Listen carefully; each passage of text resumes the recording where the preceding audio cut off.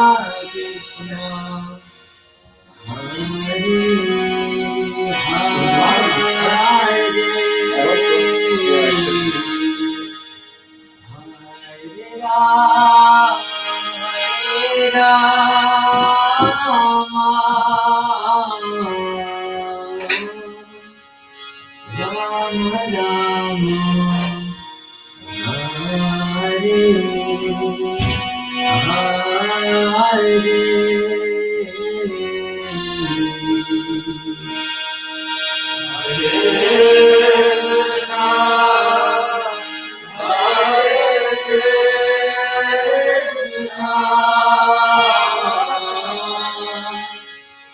Krishna, Krishna, Hare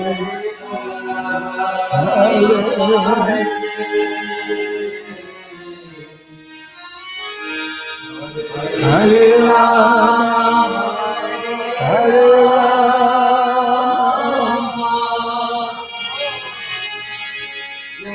Rama Rama, Hare Hare.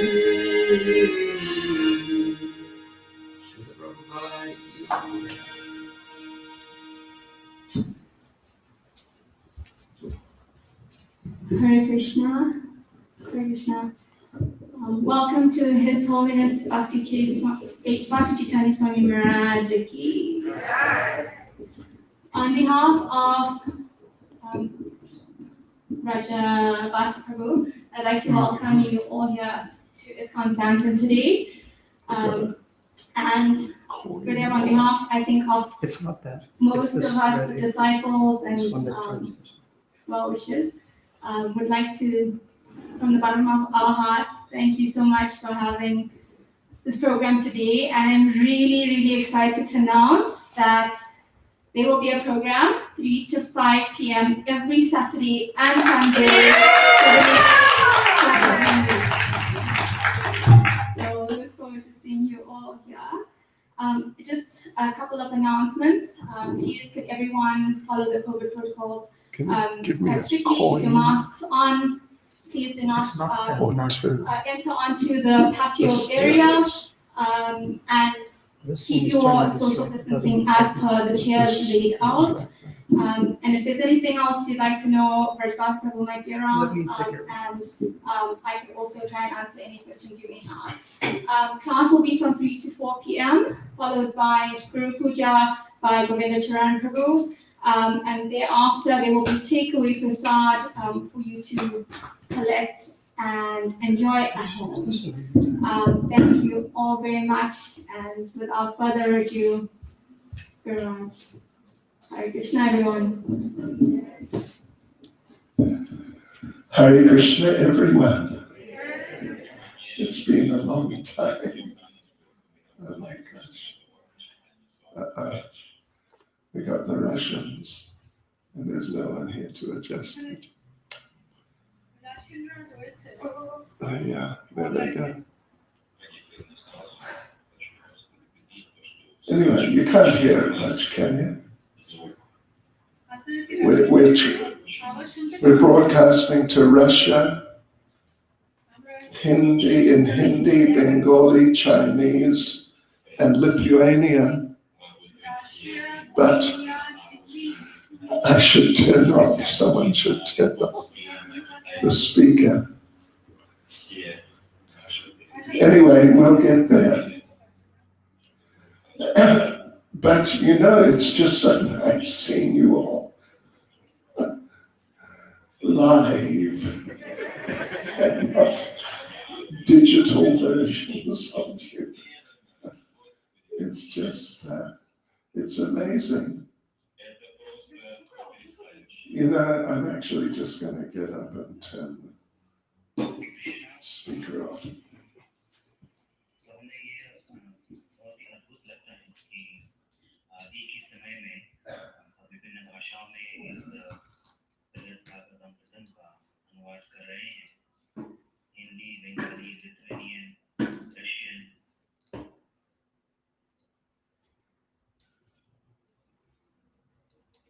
Oh, look at that.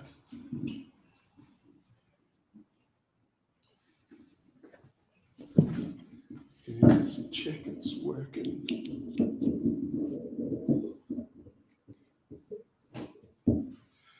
Yeah, sorry. You know, devotees, I haven't done a program with other devotees for a year.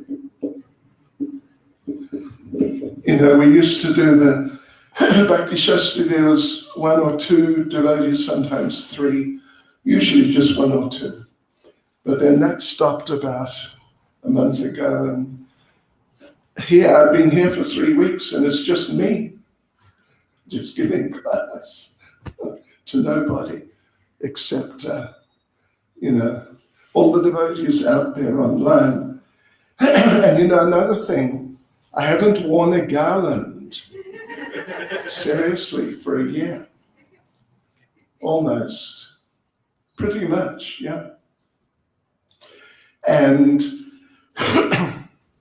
well, we're doing a seminar every day, 7 days a week on Brihad Bhagavatamrita, which is very, very nice. And we're actually going to continue today. I'll be reading some verses from Brihad Bhagavatamrita and we'll say a few words.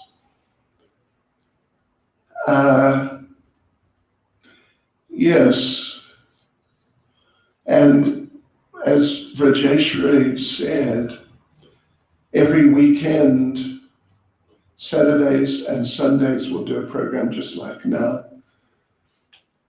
That's nice, that's really nice, because in Chaitanya Charitamrita, there's a whole chapter. It's, I think, the 8th chapter of the Madhya Lila, in which Lord Chaitanya is asking questions of Ramananda Roy. Ramananda Roy, very great devotee. They had just met for the first time. And, you know, normally you would expect that if you're with Lord Chaitanya, you would ask him the questions, because he's the greatest authority on everything. But in this case, by the Lord's very special arrangement, Lord Chaitanya was asking questions of Ramananda Roy. And there are 2 parts to it. In the second part, well, in the first part, Lord Chaitanya is asking about different levels of devotional service, gradually going higher and higher. But then, in the second part, Lord Chaitanya is asking questions just about different specific aspects of Krishna consciousness, like what is the best knowledge? What is the best mantra? These types of questions.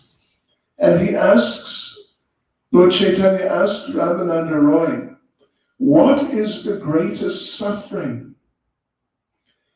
And Ramananda Roy replies that except for separation from the devotees, I don't know of any suffering.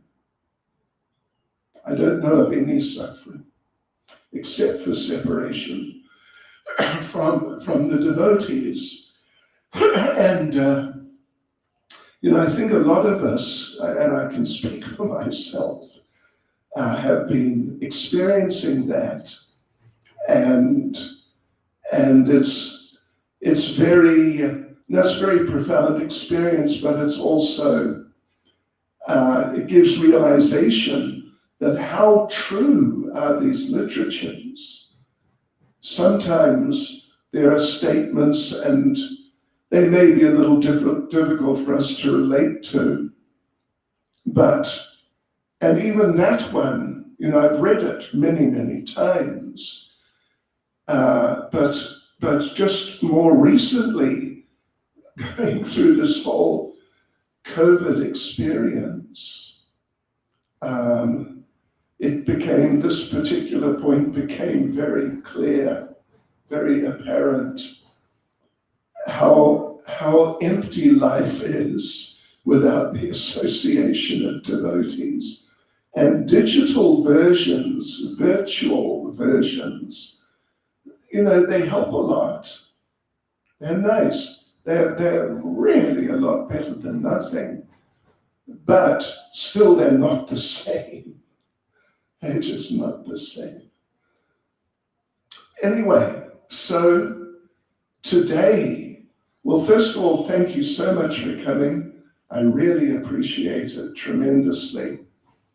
And I hope that, at least if the weather's nice, then I hope that you'll come on Saturdays and Sundays. There's so much propaganda against vaccination, but don't tell anyone, okay?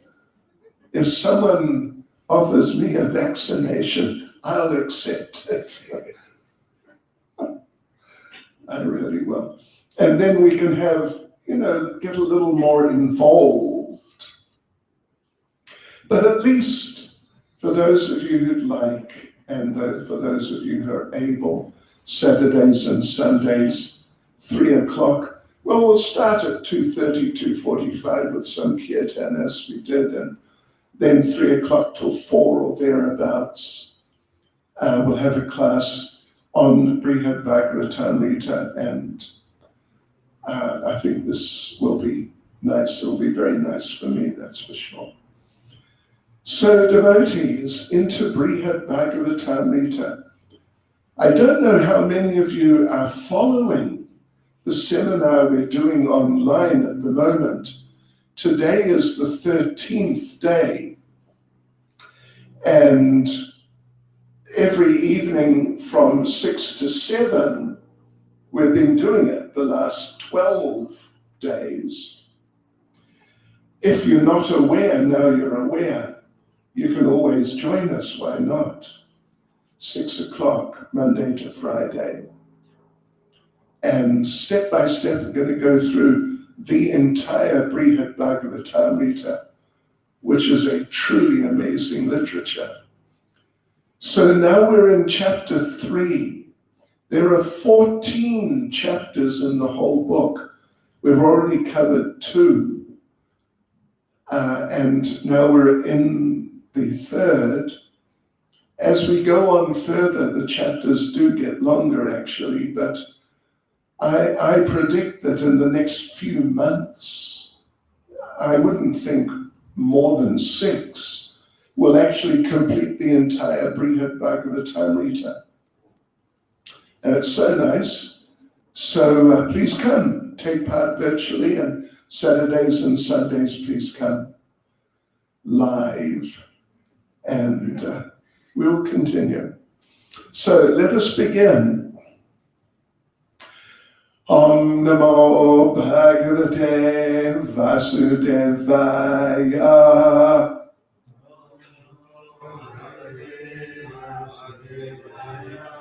Om Namo Bhagavate Vasudevaya.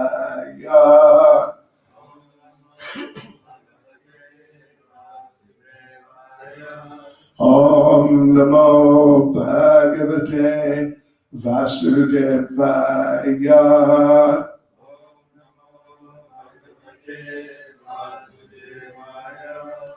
It's all working, is it? Yeah? Okay. Right, yeah, we've got our little transmission set up here. All right, so devotees, we are going to read now. We are reading from Brihad Bhagavatamrita, which is written by Srila Sanatana Goswami, and the translation and commentary here are done by our BBT devotees, not actually Srila Prabhupada, of course, because it was all recently, fairly recently done, but it's so nicely done, it's incredible. And we're in the 3rd chapter of the first part, and we are, we are going to begin with verse 9. Let me just give you a little background to Brihad Bhagavatamrita. Well, as a matter of interest, how many of you have read all or some of Brihad Bhagavatamrita? A few of you, not many. Okay. So here we are in the first part. There are 2 parts of 7 chapters each. And the first part is Narada Muni traveling around the universe, trying to find who is the person who has received the most mercy from the Lord. Then the second part, we'll get there after a while. Second part is the story of Gopakumar. And Gopakumar in 7 chapters again is going to try to find the best place and the best devotees. So, they're quite closely related, but they're also somewhat different from each other. So here we are, though, in the first part, Narada Muni traveling around, trying to find who has received the most mercy from the Lord. And he began his quest in the first chapter in Prayag, meeting one Brahmin Vaishnav with his entourage, a very affluent but very advanced devotee of the Lord. And Narada Muni, he was watching this Brahmin Vaishnav and seeing what a nice devotee he was and how he was doing so many wonderful devotee activities. And then Narada Muni came rushing up to him and said, "You are the one who has received the most mercy." And then that devotee said, No. And said, that's a bit of a long story, but said, there's actually a king in South India. He has received more mercy than me. And he gives different reasons why he feels like that. So Narada Muni goes to South India and meets that king and tells him, you have received the most mercy. And the king says, no, I haven't. And gives different reasons why he feels he hasn't. And then says, if you want to know who's received the most mercy, it is the demigods, and particularly Lord Indra. You've got to go and meet Lord Indra if you want to meet someone who's received mercy. So Narada Muni went to Indraloka and declared to Lord Indra, you have received the most mercy. And Lord Indra said, no, and gave different reasons. And said, Lord Brahma, it's Lord Brahma. And explained why he felt like that. And Narada Muni went to Lord Brahma and said, you have received the most mercy. And Lord Brahma said, no. There's a sort of sequence there in principle, as you probably gathered. And Lord Brahma said, it's Lord Siva. He has received the most mercy. But, so you go and visit him, but don't go to the Lord Siva who's living on Kailash within this universe, because he's just, sort of like a regular demigod or something like that. You have to go and see Lord Shiva in Shiva Loka, which is kind of on the edge of the spiritual world. It's not within one of the universes. It's not within the material realm. So that's where Narada Muni is right now. And he has glorified Lord Shiva. You have received the most mercy. So I'm going to read a few verses as they have their exchange, Narada Muni and Lord Shiva. And then you know what I'm going to do? I am going to, I think, my intention is then to say a few things about Lord Shiva and who he is and what he is and what his position is, and some pastimes between him and Krishna, because there's some pretty wonderful pastimes. But let's begin with Narada and Lord Shiva on Shiva Loka. This is part 1, chapter 3, and we're going to begin with verse 9. Jagad Ishatva Mahatmya Prakashana Paraistavai Astod Vivritya Tasmins Cha Jago Krishna Kripa Param. Narada then recited prayers glorifying Lord Shiva as the supreme controller of the universe, and elaborately proclaimed the fullness of the mercy bestowed upon Shiva by Lord Krishna. And I'll just read the translations of the verses from now on. Lord Rudra, the best of Vaishnavas, the initiator of devotional service to Vishnu, at once covered his ears and angrily replied. Verse 11, Lord Shiva said, I am not the Lord of the universe, nor an object of Krishna's mercy. I am just a poor soul, always hankering for the favor of the servants of his servants. This is Lord Shiva. He's a humble devotee, actually. Sri Parikshit said, as this is all being recited by Maharaj Parikshit to his mother Uttara, just after Shukadev Goswami finished reciting Srimad Bhagavatam to him, to Parikshit Maharaj. Then he met his mother. You know, Parikshit is about to be killed by the bite of a snake bird. But just before the snake bird came, and just after Shukadev finished reciting the Bhagavatam, then Parikshit met his mother, Uttara, and recites Brihad Bhagavatamrita to her, the essence of what he has heard in Srimad Bhagavatam.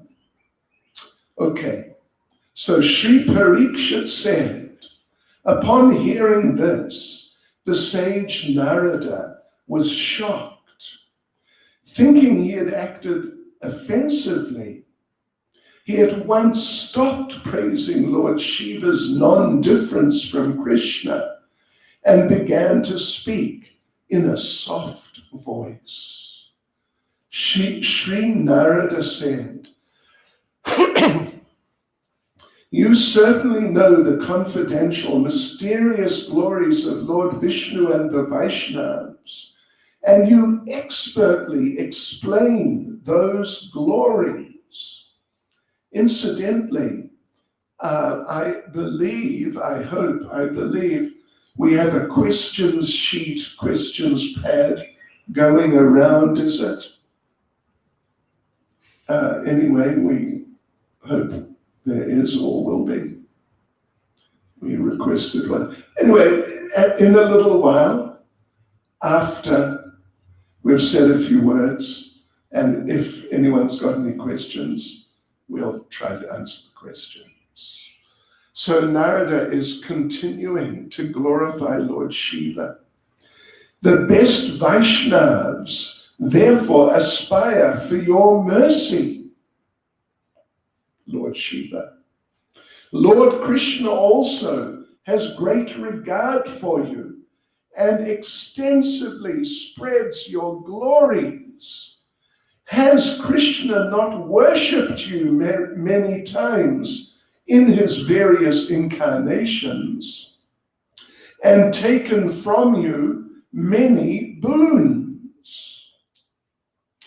Sri Parikshit said, hearing this, Lord Shiva could no longer maintain his gravity. Ashamed, he sprang to his feet, covered Narada's mouth with both hands, and said, don't even mention that arrogance of mine. It's amazing. This is Lord Shiva. Don't even mention that arrogance of mine, that I thought that I am on such a level that I can accept worship from Lord Krishna. Oh no, please. And that I have offered Lord Krishna many benedictions. It's happened, actually.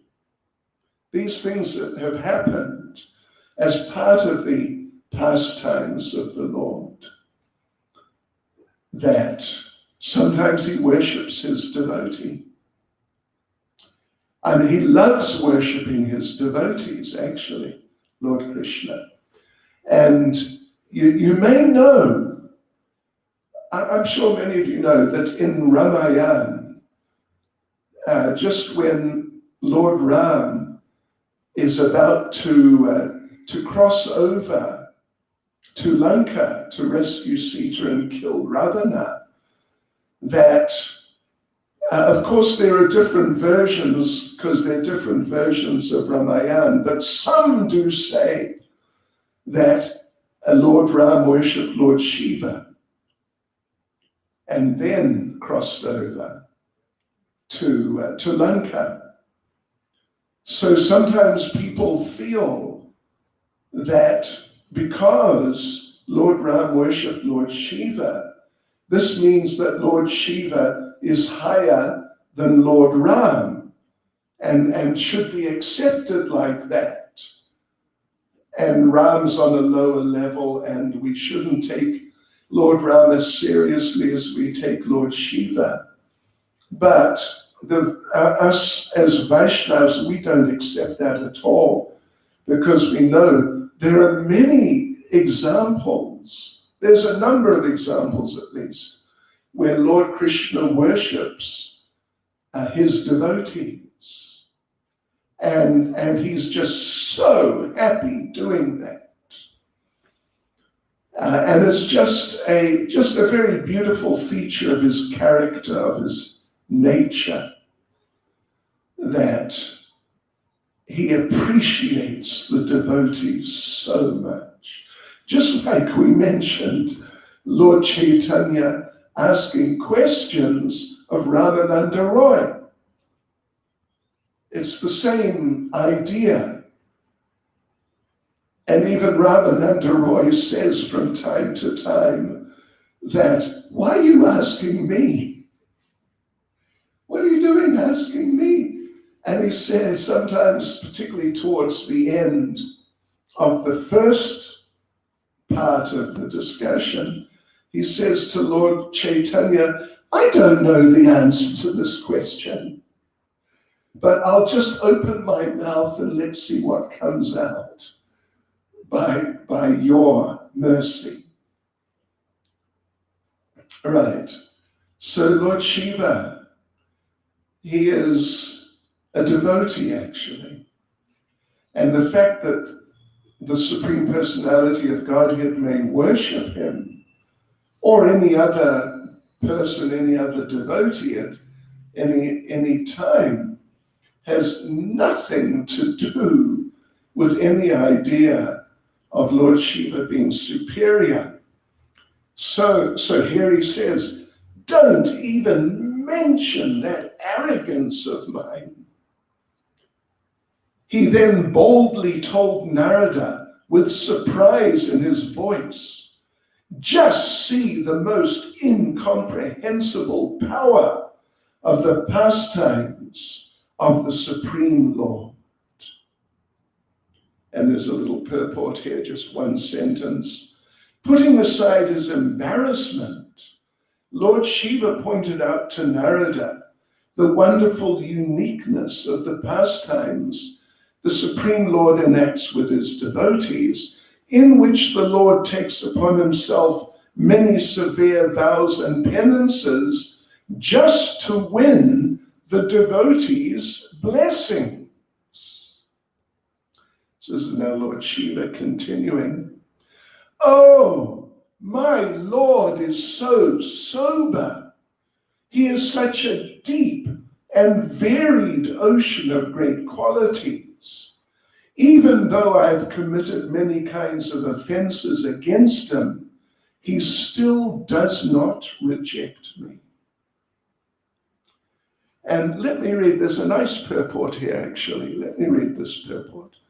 The ocean is too deep for one to measure. What to speak of diving into it and reaching its bottom? The ocean cannot be moved from its fixed place, and the opposite shore is far beyond anyone's vision. Similarly, the Supreme Lord's qualities are countless. They include every possible kind of greatness, and each of his qualities is unrestricted and boundless. Lord Shiva considered himself offensive to have shown off his own power before Lord Krishna by offering him benedictions.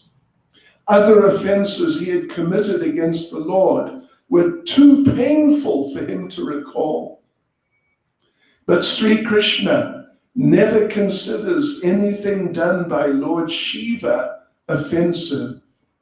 Since Lord Shiva always acts in this world only to promote the cause of Krishna's devotional service, either directly or indirectly.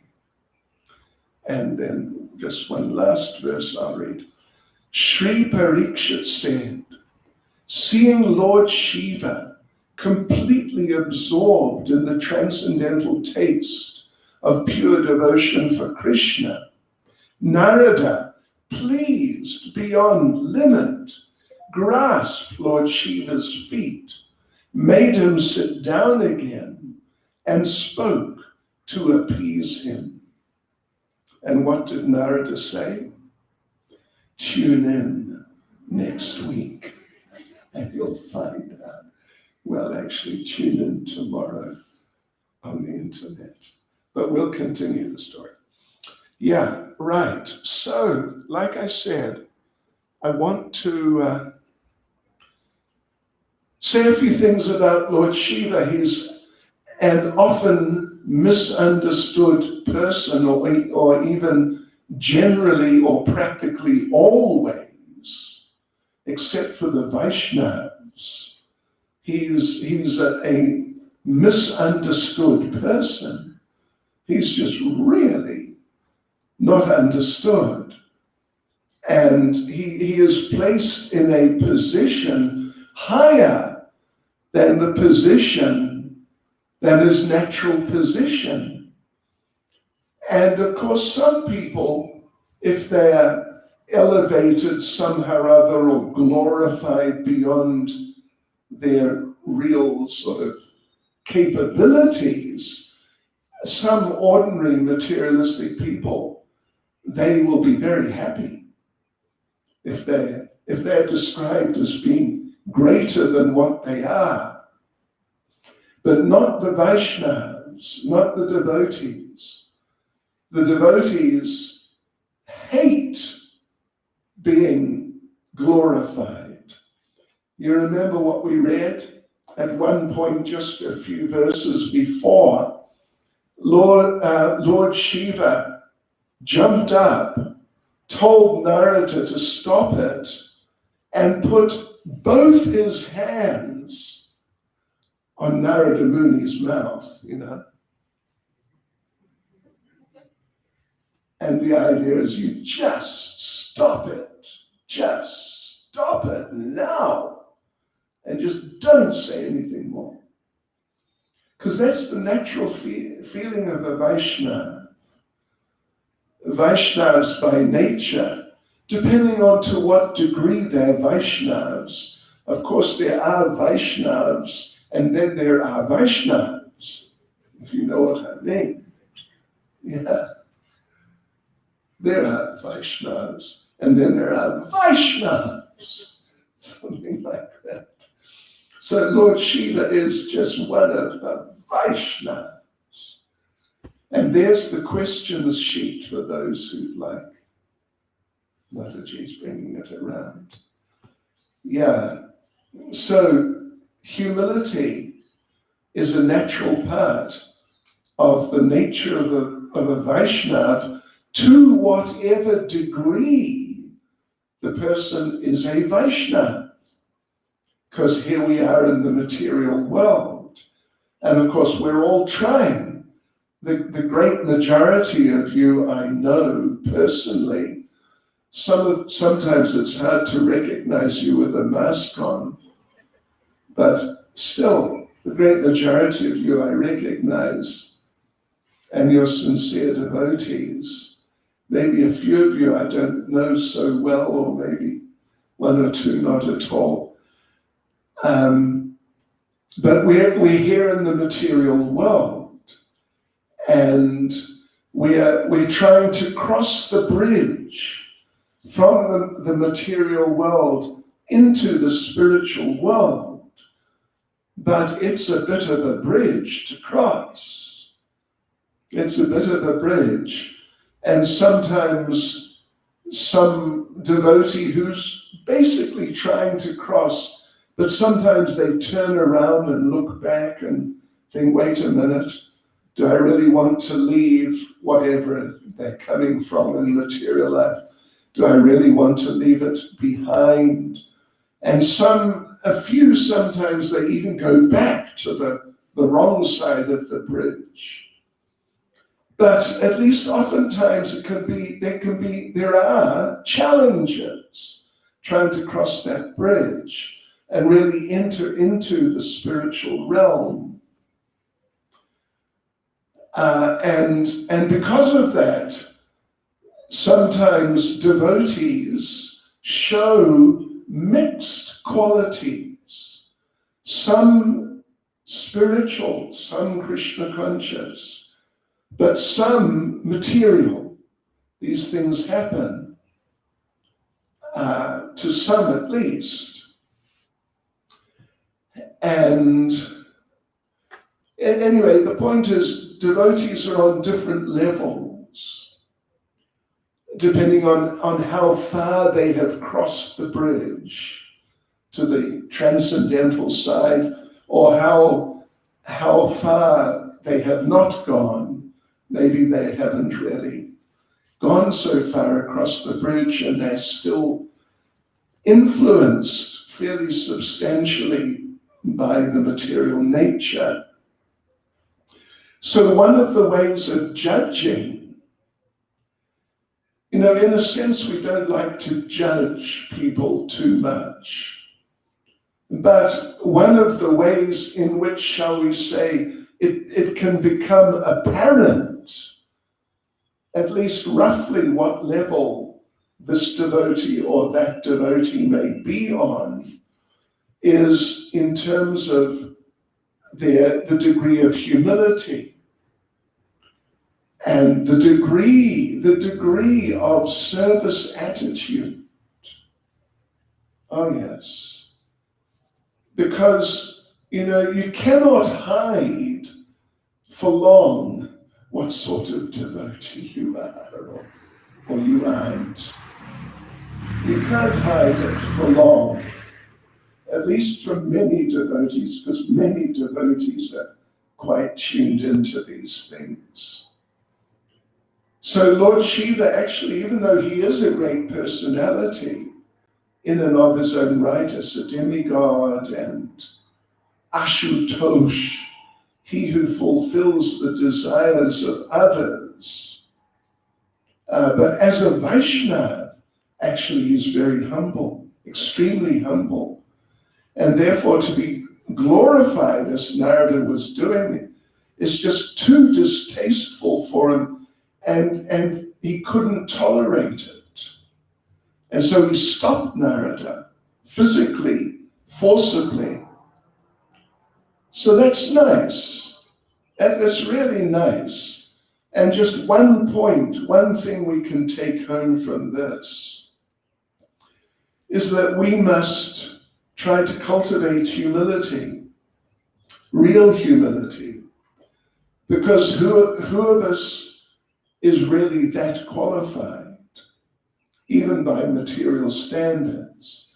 Even someone who has, who's wealthy, or someone who has big educational qualification, PhD or two. Prabhupada, on a few occasions, when there was some talk about material educational qualifications, the highest of which generally is PhD, I guess higher would be Nobel Peace Prize, but I don't think we've got so many candidates for that. But PhD, Prabhupada sometimes would laugh and say, yes, plow department. PhD, plow department. Because what does it mean? Ultimately, it means it's a way for you to get a better job, to earn money, to just maintain your physical existence. And, like plowing a field to cultivate food. Yeah, so we really have very little to be proud of materially, and we should try to cultivate humility. And Srila Prabhupada noted a conversation, it's a little bit famous conversation from around the time of the Second World War, or just maybe immediately after, that Winston Churchill was the Prime Minister of England, and he was quite famous for not being humble, actually. And he was criticizing what's her name? One of the Vanderbilts, who are or were a very wealthy family from America and England. So he was to this lady from that very prominent and wealthy family. He was criticizing some member of the opposite party in Parliament. And the lady said, don't criticize him like that. He's a very nice man. He has many good qualities. And she said, he is very humble. And Winston Churchill said, yes, and he has a lot to be humble about. Did you get that? In other words, he's a bit of a stupid. Yeah. So we have a lot to be humble about, which is our good fortune in a sense. We are not so intelligent, and we've messed up in so many ways. Oh my gosh. It's crazy, actually. So we have a lot to be humble about, and that's good as long as we can see it. But the influence of Maya is such, the influence of illusion is such that we lose the ability to see these weak points we have, and rather we start thinking we have many good points, and in this way we become puffed up. So just one little word of advice. If you'd like to cultivate some humility, we often suggest, please pray to Krishna along these lines. Just listen to this. Pray to Krishna, my dear Lord, I know I'm a fool, But the problem is, I am such a fool, I cannot see how much of a fool I am. So my Lord, please give me the eyes to see these things so that I actually become humble in a real and natural way. Because I'm feeling, wow, I'm really like that. Oh my gosh. And not just sort of talking oneself into being humble or artificially humble. Yeah, one can actually see that, oh, I'm like this and I'm like that.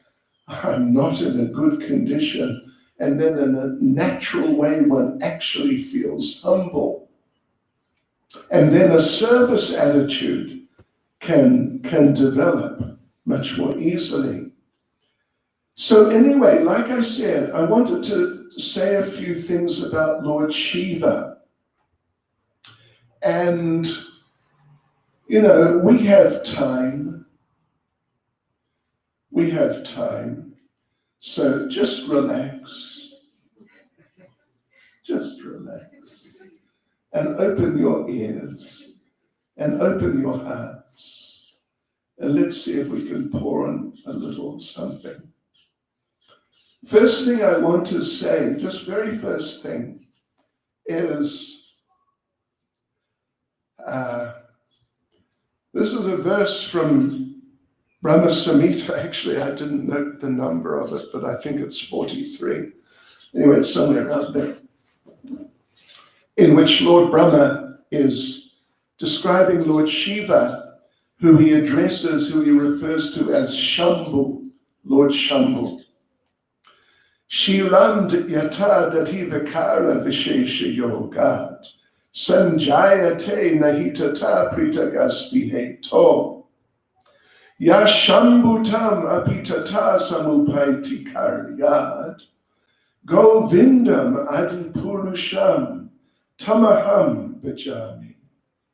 Just as milk is transformed into yogurt by the action of acids, but yet the result, yogurt, is neither the same as nor different from its cause, milk.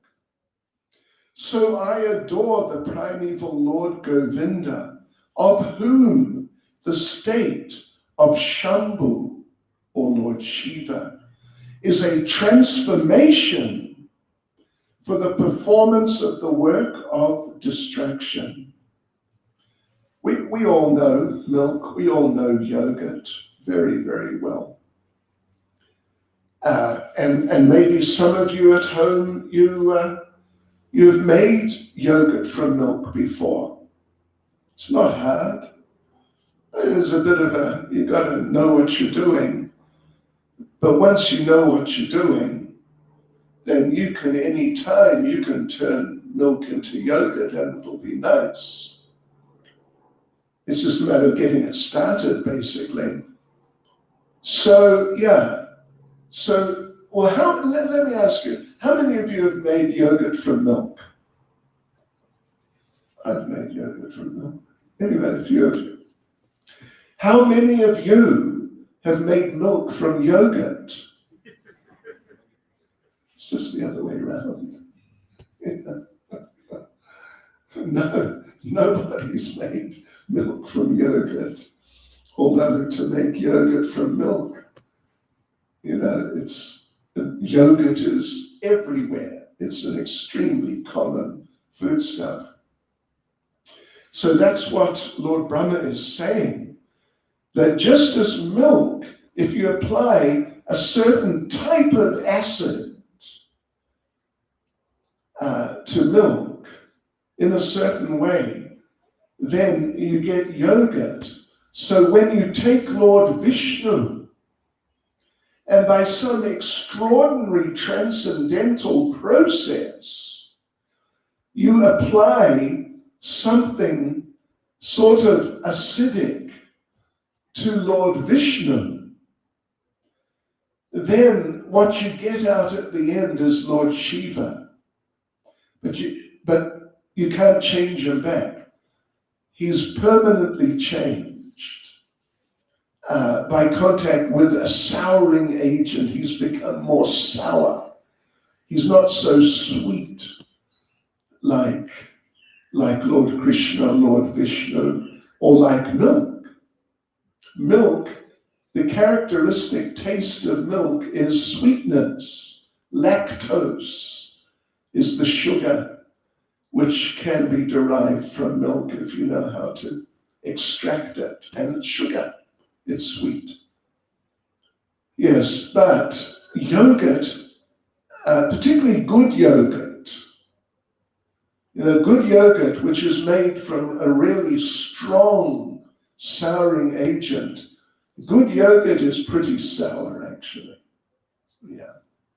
And that's Lord Shiva. And he's permanently in that state, and you can't turn him back. So as Lord Brahma said, the result, yogurt, you apply the acid to the milk, and the result, the yogurt, is neither the same as nor different from the cause, milk. Achintya Bheda Bhed Tattva, one with but different from. And you cannot overlook either. You cannot, and we should not overlook the fact that Lord Shiva is a type of form of the Supreme Lord.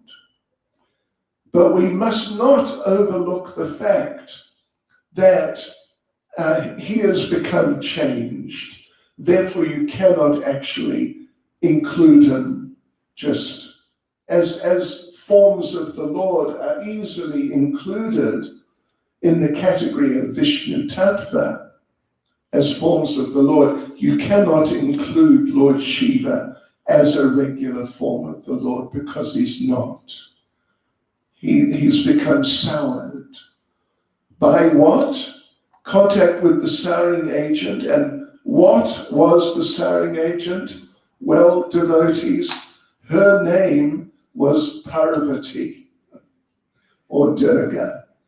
Now, we are not, don't take it that I'm anti-ladies because it's just not true. But in this case, this is what happened.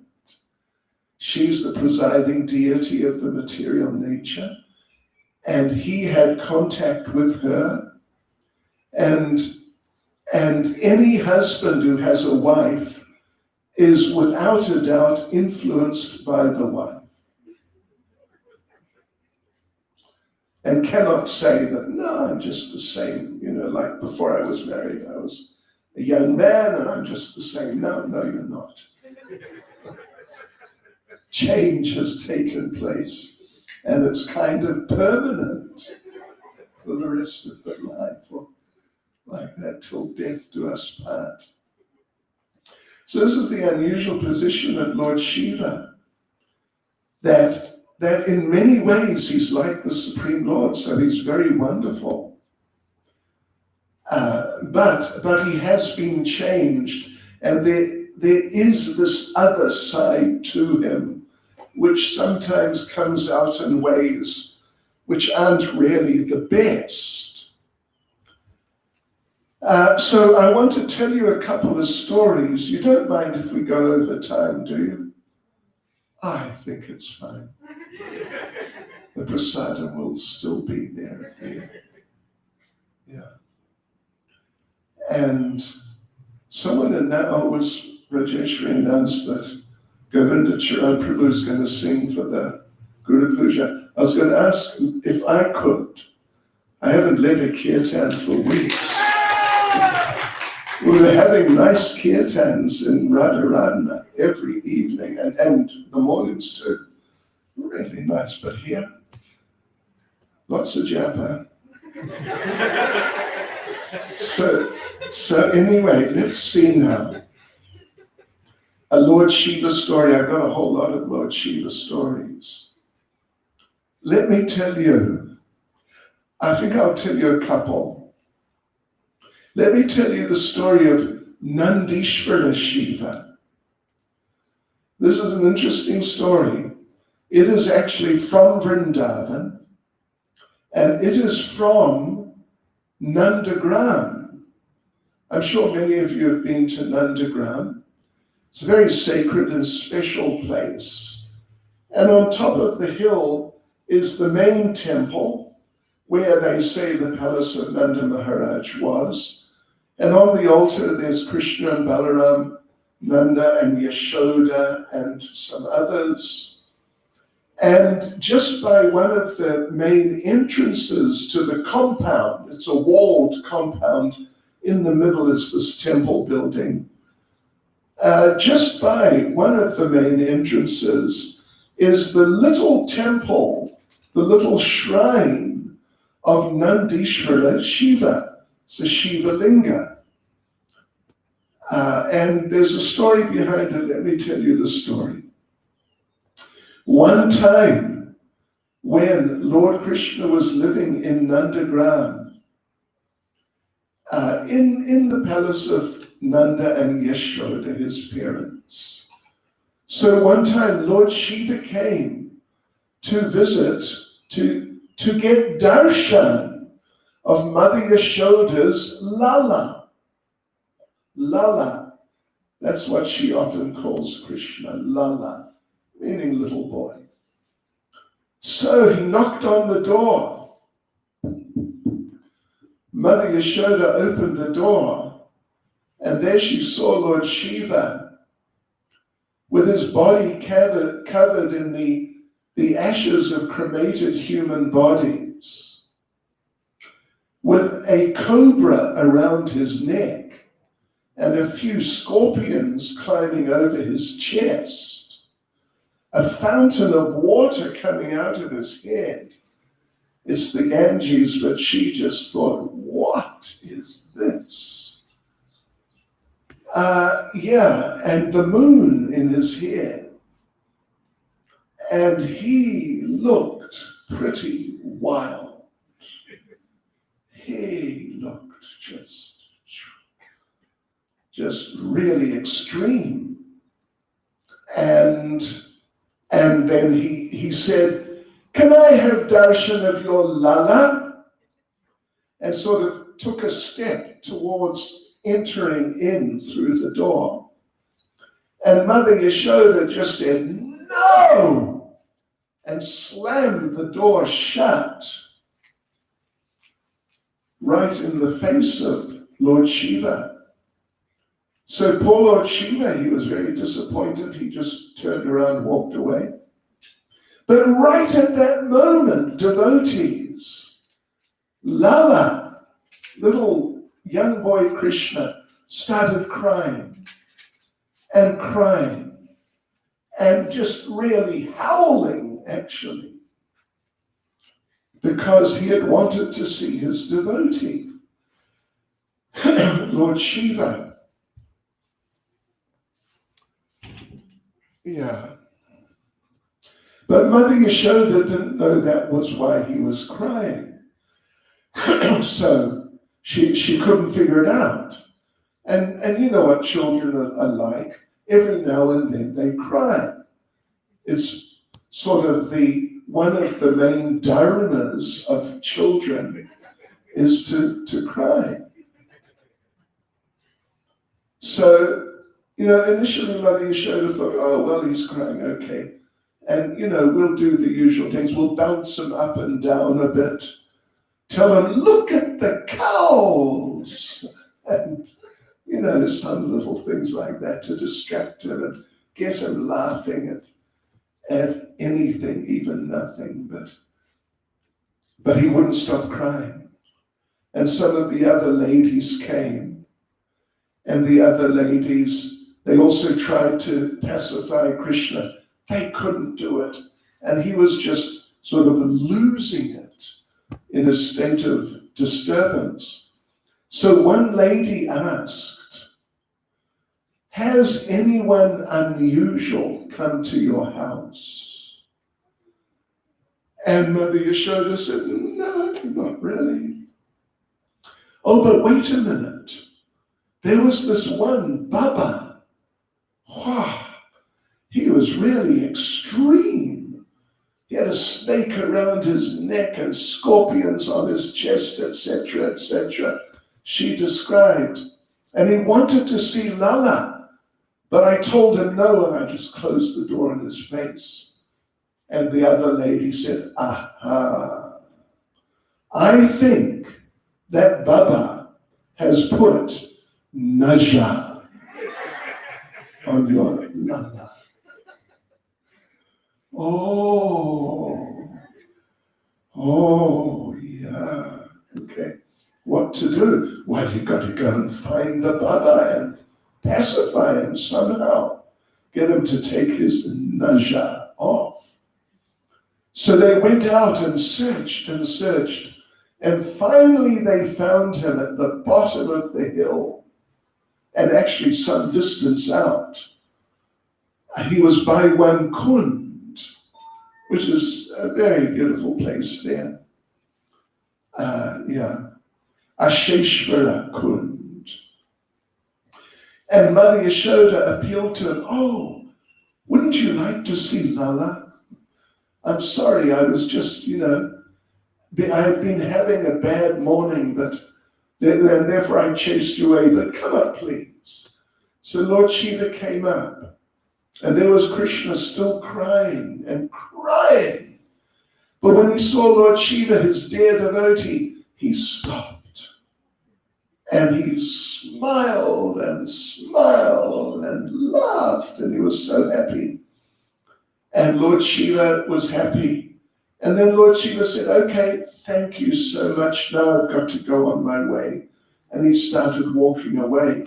And as soon as he left, Krishna started crying again, uncontrollably.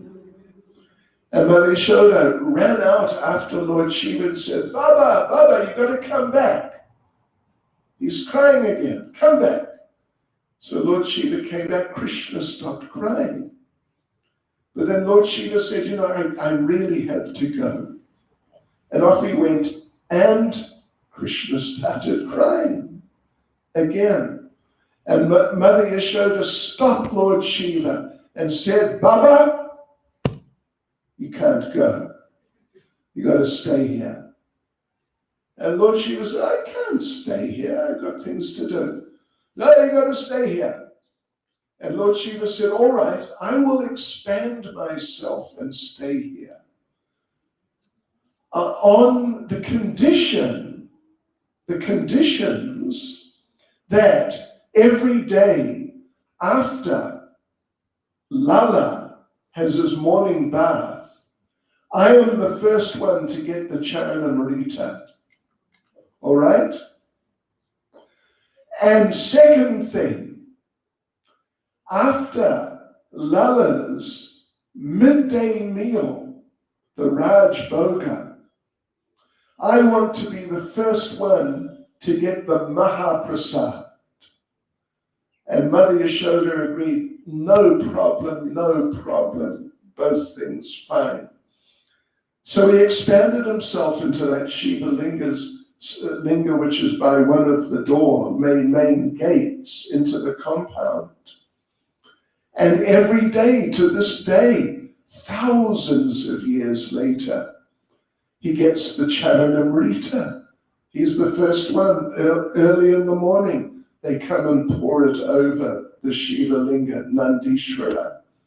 And after the Raj Bhoga offering, in sort of like 12 or 12:30 thereabouts, a plate of Mahaprasad comes out to him. And you should see the rotis they make. We were there once. Were you with me? Yes. Oh, you were there. The rotis, you think you know how to make a big roti. Gee, these rotis are like this size. They're the biggest rotis I've ever seen. Big roti, little sabji. That's how they do it. Okay, now, so that's the story of Nandishvara, Shiva. So when you go there next time, maybe we'll all go there together after this whole craziness is finished. But let me tell you another story. This is the story of Gopishwar. That was Nandishwar. This is Gopishwar, Shiva. Shiva as a devotee. So Lord Shiva was watching from up there, Kailash side, when Krishna was here. And every night, Krishna would have rasa dance. And you know Lord Shiva's Nataraj, he loves dancing. And he's really good at it. So Lord Shiva decided that I'm going to go and join this rasa dance. So down he went, and he landed near a place, a kund, another just such a beautiful place, called Mansarovar. And so he landed there, and he was like, okay, let's get ready, and we'll go and join the rasa dance. It was the afternoon time.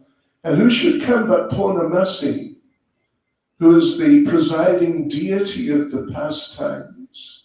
She's Yoga Maya, the Leela Shakti in Vrindavan. So Purnamasi said, where do you think you are going? And he said, oh, I'm going to go join the rasa dance. Yeah, great. Haribol. And Purnamasi said, no. Krishna is the only male in the rasa dance. You can't go. And Lord Shiva was so disappointed. And Purnamasi said, all right, listen, I will dip you in the waters of Mansarovar, and then you'll come out in a female form. Then you can go join the rasa dance. So Lord Shiva was agreeable, and he got dipped in Mansarovar, and sure enough, he came out in a female form. And this is Gopishwar Shiva. So, you know, any of you gentlemen, if you come with us to Vrindavan and we go to Mansarovar, just watch out. You never know what's going to happen there. So, right.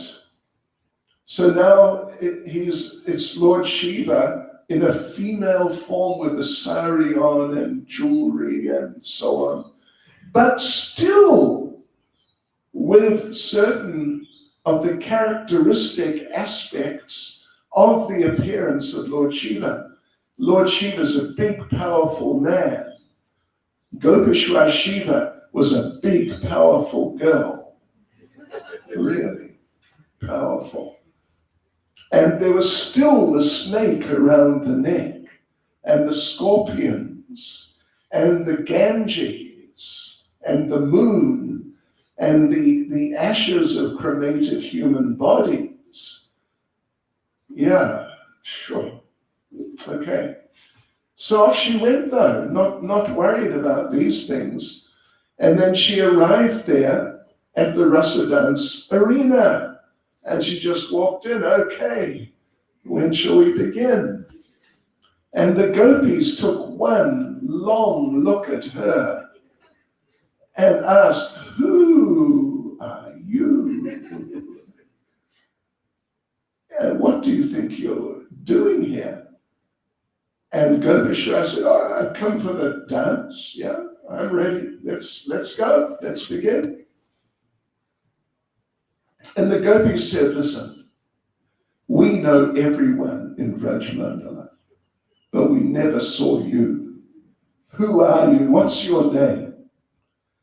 Now, Purnamasi, despite everything, had neglected to give Gopishwar a name. He or she got the name Gopishwar a bit later, but right at this point, there's no name. And he couldn't say, well, I'm Lord Shiva, I just happened to be in a female form. That wouldn't have gone over well. And they were asking her, what's your name? Who are you? Tell us. Come on. Who are you? And Lord Shiva said, I'm so excited. I'm just so excited. I've forgotten my name. And they said, oh, you forgot your name. Forgot. Completely forgot. Sorry. All right. Well, what are the names of your parents? Of course, Lord Shiva, the demigod within this universe, he came from the forehead of Lord Brahma. That's another bit of a long story, but that's how he appeared. So she couldn't say that. So, to try to blend in with the local flora and fauna, Gopeshwar Shiva said, oh, you want to know who my parents are? Yes. You mean like my mother and father? Yes. Mom and dad? Yes. And he said, well, I just call them mom and dad. I don't know their names. Oh, you don't know the names of your parents? That's fine. Means it's not fine. All right then, which village do you live in? Tell us. What's the name of the village? And Gopeshwar didn't know what to say at all. He said, village? Well, I just call it home. You go down that road and you turn left, I think, or is it right? But then you turn right, or is it left? And you go down a little and you take another right, or what was it, or left, or both ways. And then it's just down that way. You know the village.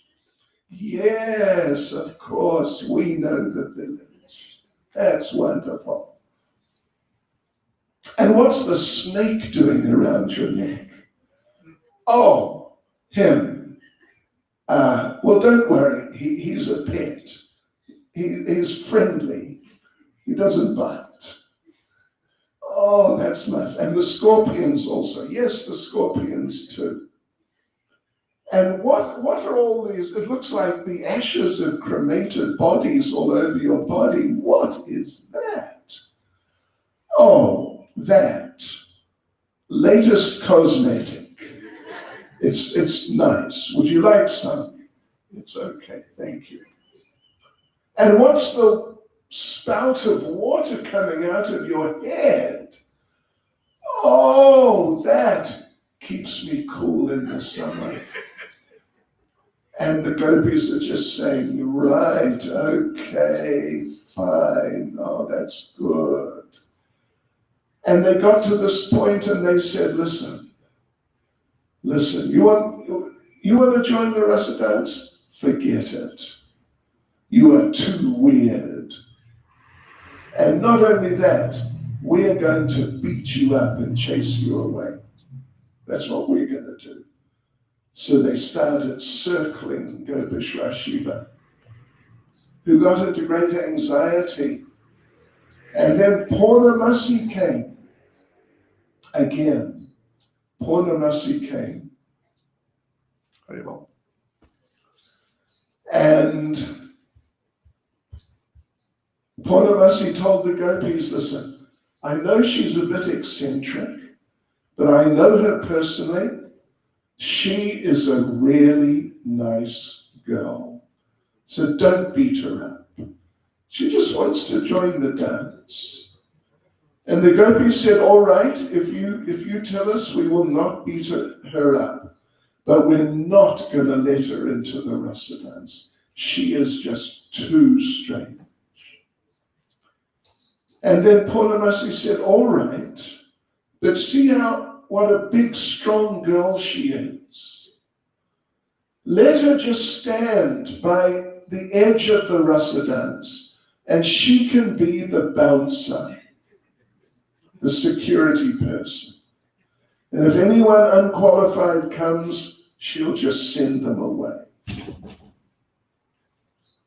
So the gopis agreed, and therefore Shiva is there as Gopishwar at the place of the rasa dance.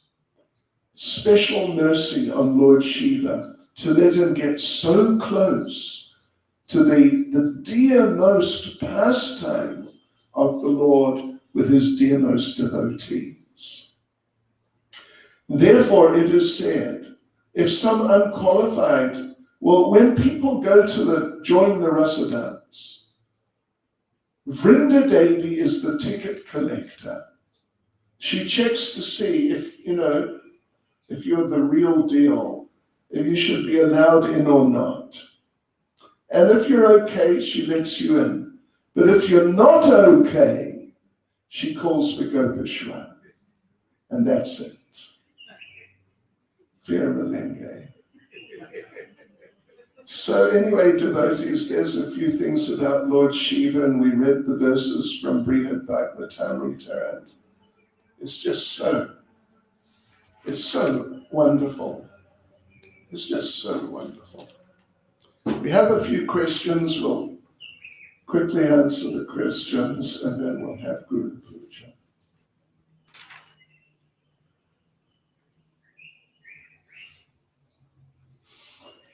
Just as Lord Shiva residing in Shiva Loka is superior to Lord Shiva in Kailash, how do we understand Lord Vishnu, who's residing in Vaikuntha, as well as expanding in each universe? Yeah. Well, yes, there's a similar type of principle. Lord Vishnu in Vaikuntha, of course, is less than Krishna, who is his source. And the Purusha avatars of the Lord within the universes, particularly Garbhodakshay and Kshirodakshay, they're described as, Lord Brahma actually says, Vishnur Mahan Saiha Yasya Kala Vishesho. That the Mahavishnu, Vishnur Mahan, Saiha Yasya Kala. Kala means a part of a part, of Krishna particularly. He's part of Lord Vishnu, Lord Narayan from Vaikuntha, who is a part of Krishna from Goloka. So Vishnu Mahan, the Mahavishnu, is a part of Lord Krishna.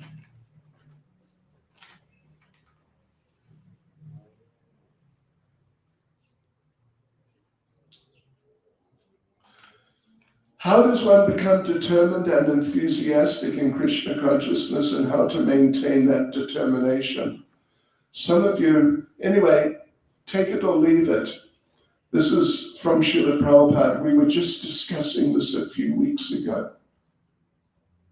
Actually, a few months ago, when we were doing Bhagavad Gita for Bhakti Shastri. Determination is developed through, you know what? Celibacy. Yes. If a person is celibate, if a person follows the regulative principles nicely, then they develop even unbreakable determination. And how to maintain that? Anyway, just you carry on. Of course, for householders, to have children is, if not a duty, I mean, it's arguable it could be called a duty, but at the very least, it's an option which is available to them. And if it's done nicely, then it doesn't need to interfere with determination, but still to live a life of celibacy and strict following of regulative principles. Prabhupada emphasizes it will help you to develop and then maintain determination in Krishna consciousness. Why does Lord Shiva give benediction so easily? It's because it's his duty as a demigod. It's not exactly that he likes to give people material things because he's a Vaishnava and he knows that through getting these material things, they'll become entangled in material life. And in this way, their position spiritually will not be good. But still, it's his duty. Therefore, he does it begrudgingly, not happily, reluctantly. And therefore, you see pictures of Lord Shiva with his mala, Rudraksha mala or Tulsi mala, and he's chanting the names of the Lord. This is where he gets his nectar from. But then along comes some materialistic worshipper who wants some material things, knocking on Lord Shiva's door. Lord Shiva doesn't even have a door, he just lives under a tree. And then giving a shopping list, I want this and this and this and this and so many things. And Lord Shiva, when he sees the person in the shopping list, he thinks, oh no, one of them again. And then he quickly gives the person what they want so he can get back to his chanting as quickly as possible. Just take these things and go. Now you want to see these Benz? Take a Rolls Royce. Take 2. You want a Lani house? Take 3. You want R1 billion? Take 10 billion and just go.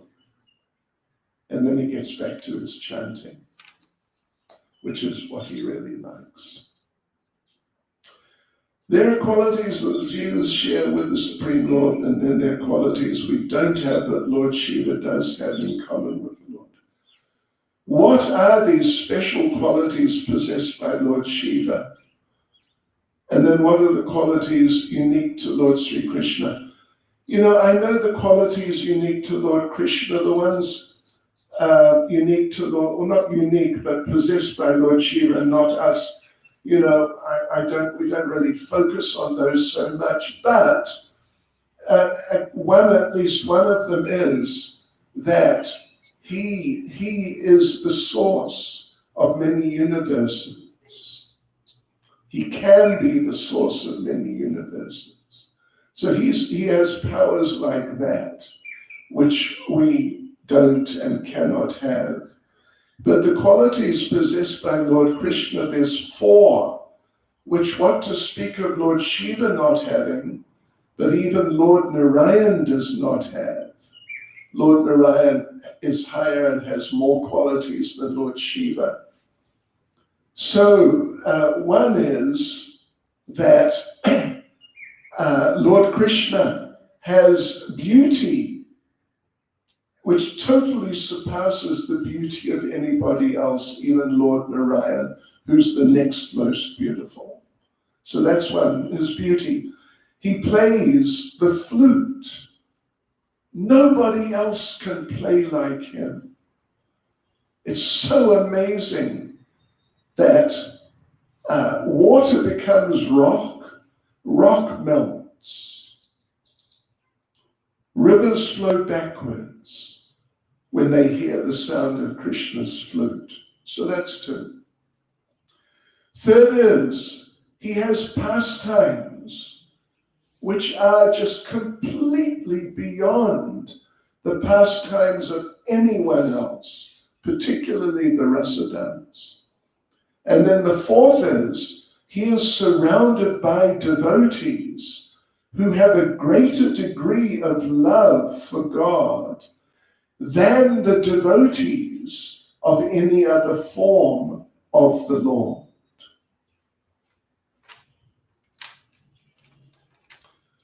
Okay, we're almost there, devotees. Okay. And this is from Tarisha. Where's Tarisha? Is that Tarisha? Sorry, Tarisha? Haribol. Thank you for the very nice question. Question is, Why does Krishna come in different forms? Isn't that a nice question? We could have a whole seminar on that. But basically, there's a few reasons. The actual main reason is because there's so many devotees, and many of the devotees are attracted to Krishna in different ways from each other.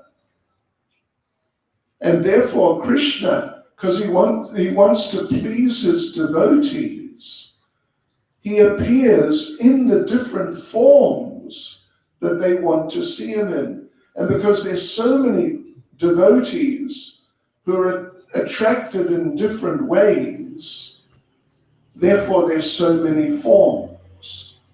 There's an unlimited number of forms, actually, to please the devotees who want to see the Lord. One in this way, another in that way, another one in another way, like that. Yeah, and then again, it's also possible to say that the Lord appears in all the species in order to give his mercy to the members of all the different species. He appears in all the species. That's really quite something. But that's there also. But the main thing is to please the devotees who have their different desires to see the Lord in different forms, so they can have different types of exchanges and relationships with him. Hare Krishna. Oh, it's okay. We understand. Thank you for listening very attentively. For those who want, tomorrow on our Facebook page, 6 o'clock.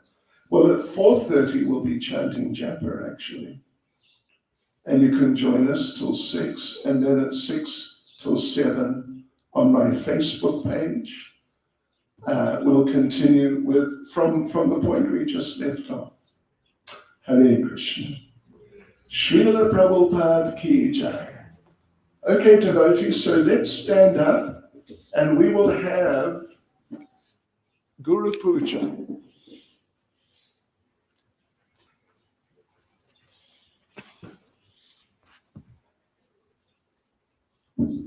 And a little kirtan.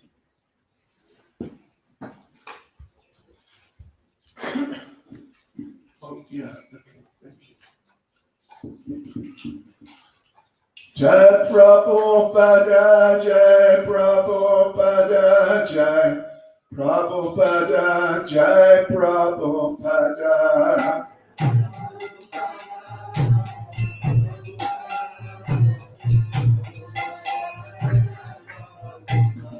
Jai Prabhupada, Jai Prabhupada, Jai Prabhupada, Jai Prabhupada.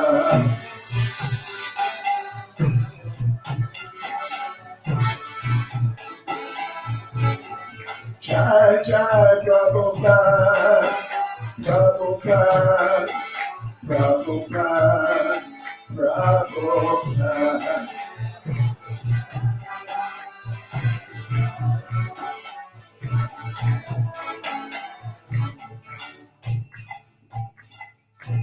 Shri Guru Charana Baba Kevala Bhagati Sadma.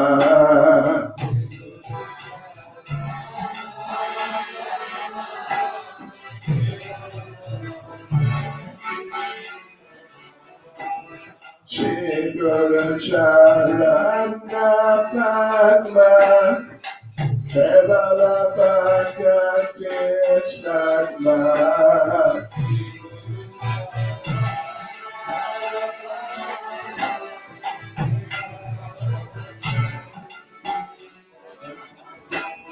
Vandamore Savadana Mate.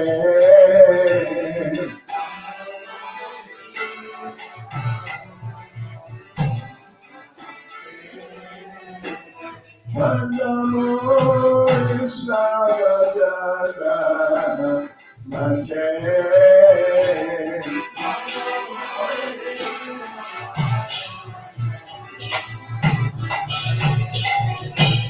Yara Prasadevai Eva Gloria Shai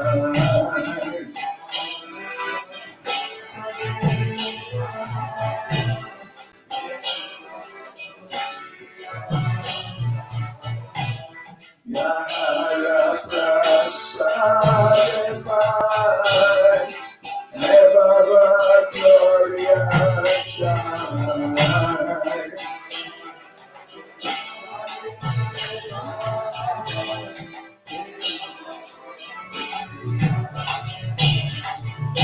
Krishna Pratimaya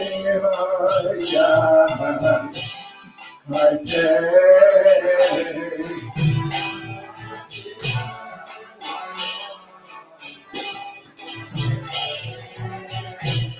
Krishna Pratimaya Hare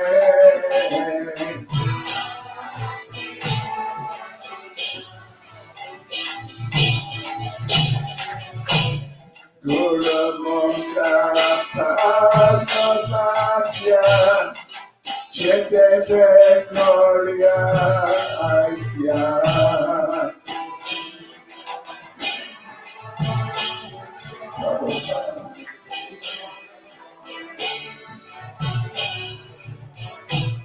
Guru Mukha Padmasya Chete Gloria Aisya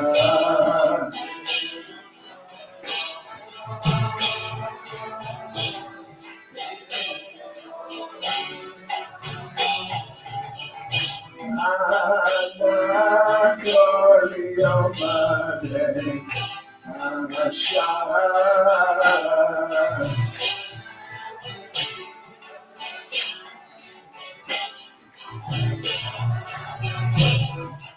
Nana Gloria Madre Asha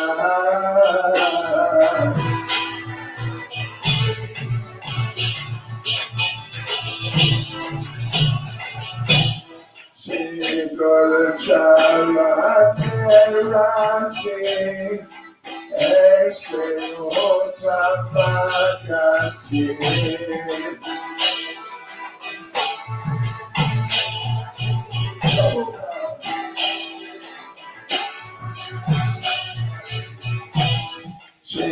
Guru Charate Ranti Ese Otapakati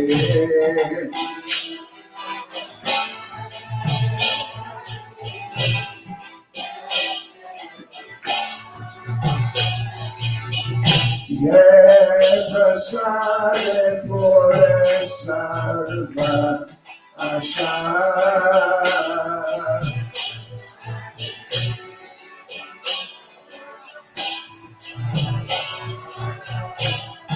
Ye Prasade Pure Sarva Asha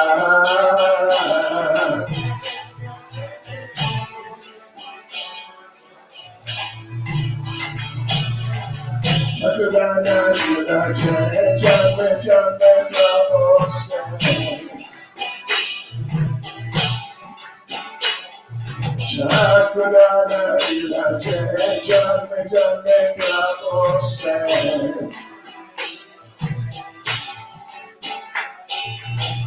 Divya Gani Prakashita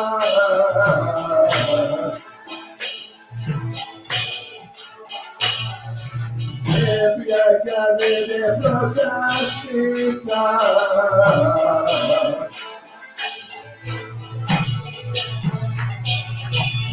Bhakti Jaya Jaya Jaya Jaya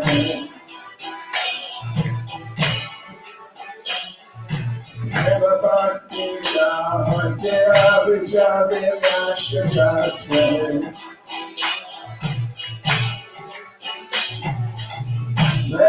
Bhagavatamrita.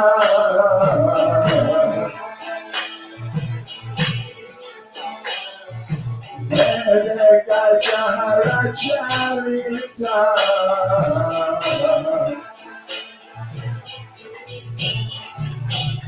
Guru Karuna Sindhya Bhagavatamrita. Guru Karuna Sindhya Bhagavatamrita. Lokadas Lokera Jivana.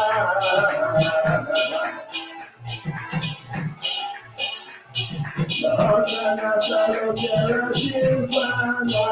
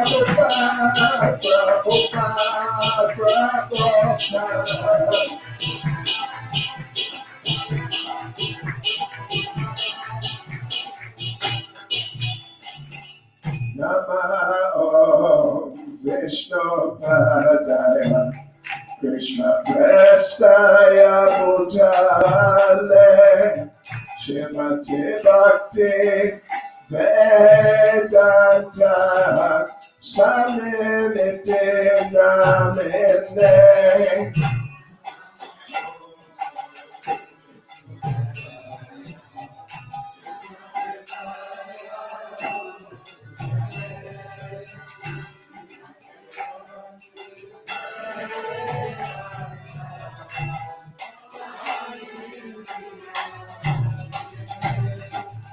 Namaste Saraswati Devi Gauravani Pracharine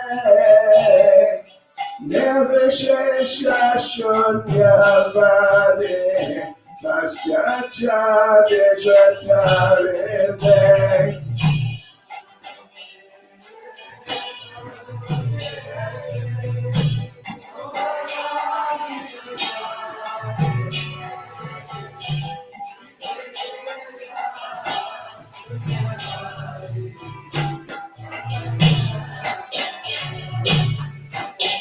Jaya Shri Krishna Chaitanya Prabhu Nityananda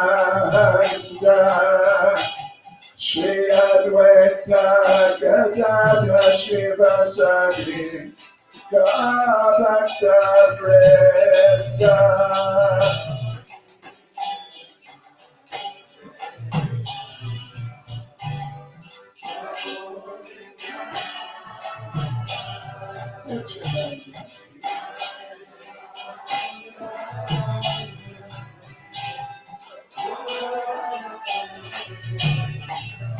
Jaya Shri Krishna Chaitanya Prabhu Nityananda Shri Advaita Gadadhara Shivasati Gaurabhakta Vrinda.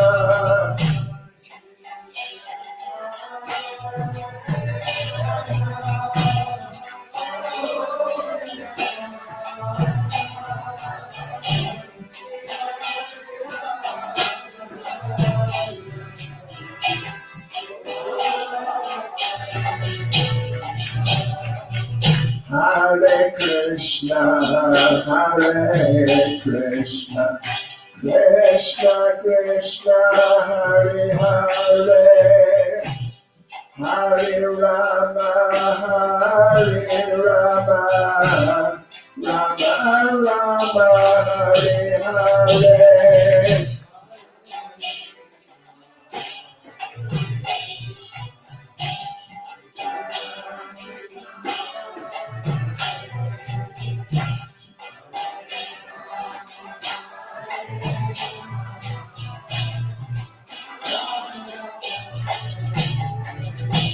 Hare Krishna, Hare Krishna, Krishna Krishna, Hare Hare, Hare Rama, Hare Rama, Rama Rama, Hare Hare.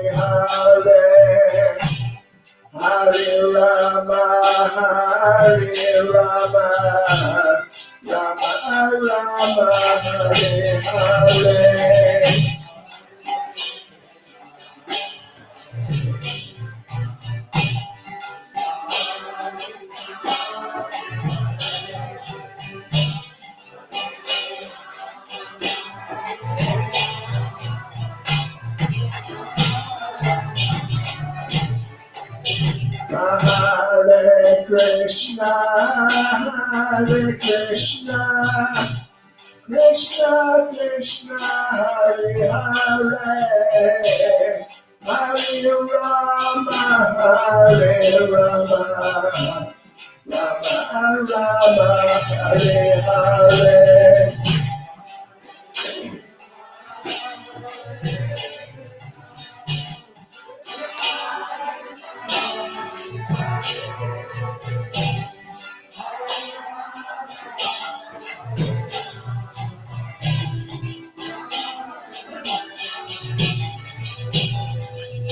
Hare Krishna, Hare Krishna, Krishna Krishna, Hare Hare, Hare Rama, Hare Rama, Rama Rama, Hare Hare.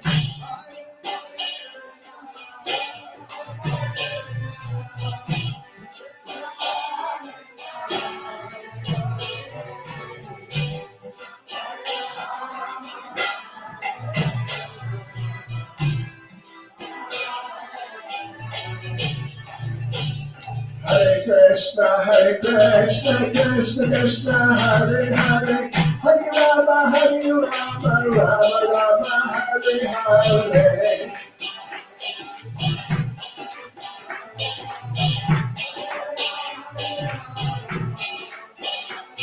Hare Krishna, Krishna Krishna, Hare Hare, Hare Rama, Rama Rama, Hare Hare.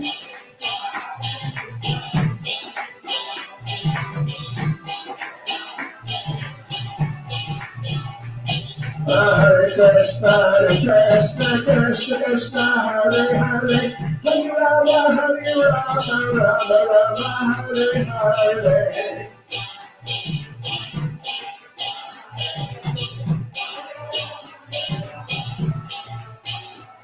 Hare Krishna, Krishna Krishna, Hare Hare, Hare Rama, Rama Rama, Hare Hare.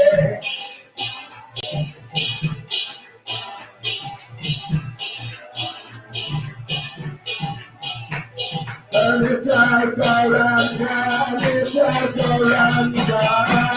Krishna, Hare Hare, Hare Rama, Rama Rama, Hare Hare.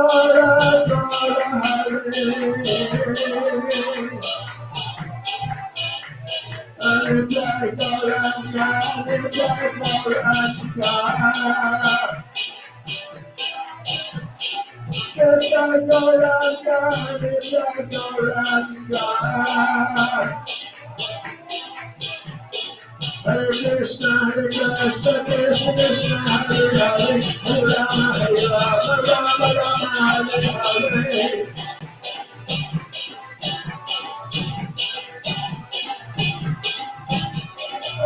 Krishna, Krishna Krishna, Hare Hare, Hare Rama, Rama Rama, Hare Hare. Hare Krishna, Krishna Krishna, Hare Hare, Hare Rama, Rama Rama, Hare Hare.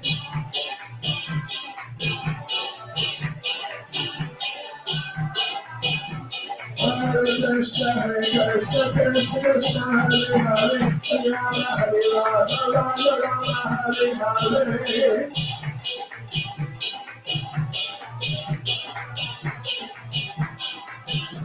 Hare Krishna, Krishna Krishna, Hare Hare, Hare Rama, Rama Rama, Hare Hare.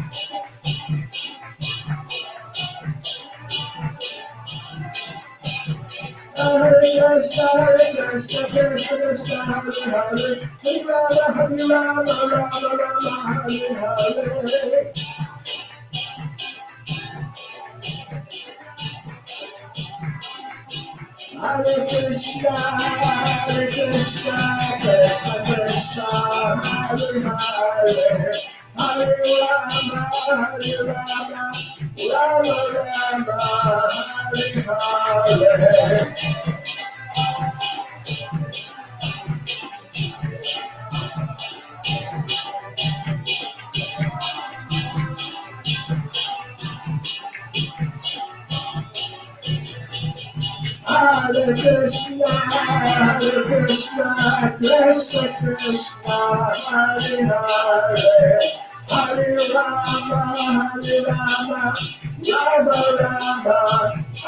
Hare. Hare Krishna,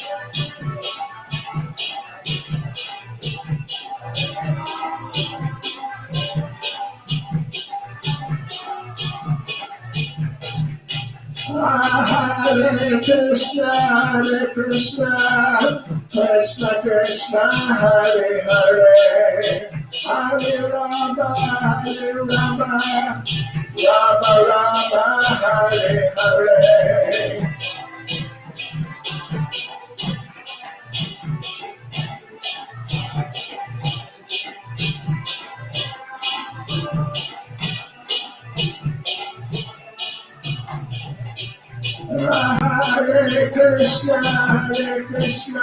Hare Krishna, Krishna Krishna, Hare Hare, Hare Rama,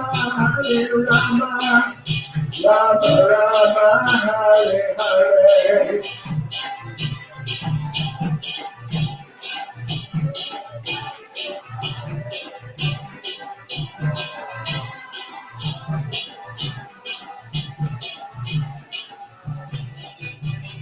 Hare Krishna, Krishna Krishna, Hare Hare, Hare Rama, Rama Rama, Hare Hare.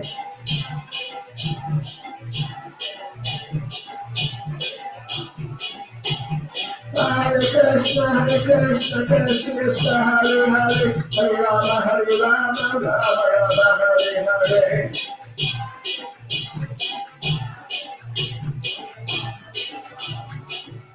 Jaya Prabhupada, Jaya Prabhupada, Prabhupada, Jaya Prabhupada.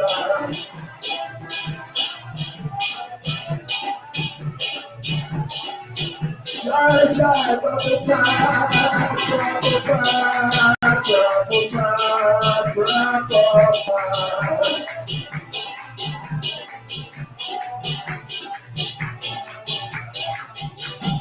Jai Prabhupada, Prabhupada, Prabhupada, Prabhupada.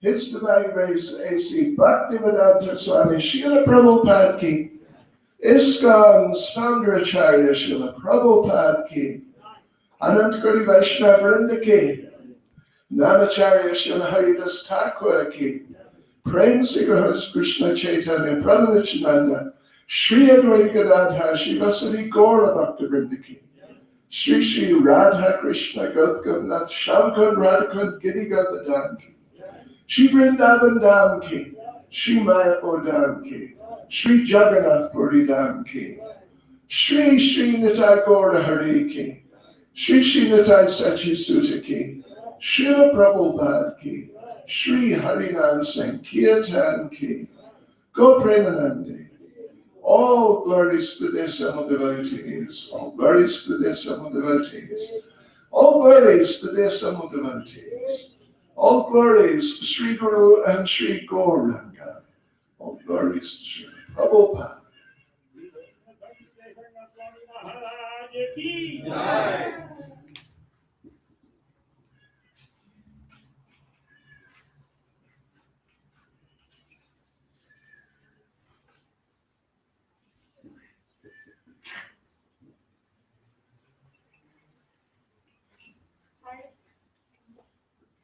Hare Krishna devotees.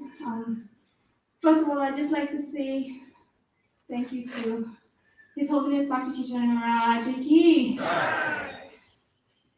A little louder. His Holiness Bhakti Chaitanya Swami Maharaj Ki.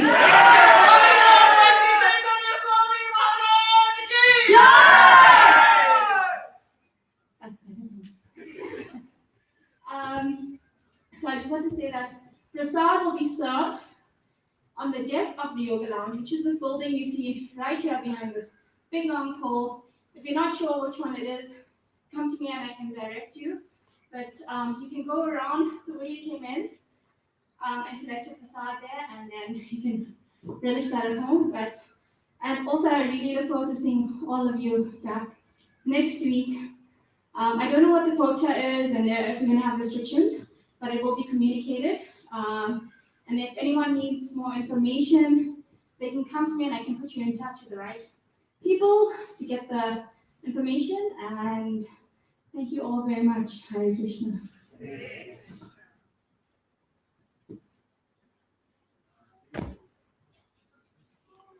Srila Prabhupada Ki.